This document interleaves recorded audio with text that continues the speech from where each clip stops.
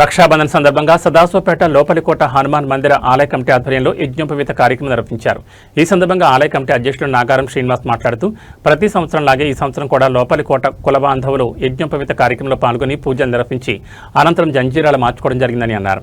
ఈ కార్యక్రమంలో నాగారం పెంటయ్య, బెట్ల ప్రేమ్ కుమార్, మునిపల్లి రామకృష్ణ, పోలపెద్ద సిద్దిరాములు, మెడికల్ శ్రీనివాస్, పద్మ, గణేష్, పద్మ మల్లేశం, పోలశంకర్, మినుపూర్ లింగం, కోట రాజేష్, పోల సంగమేశ్వర్, ఆలయ కమిటీ సభ్యులు, లోపలికోట వాసులు తదితరులు పాల్గొన్నారు.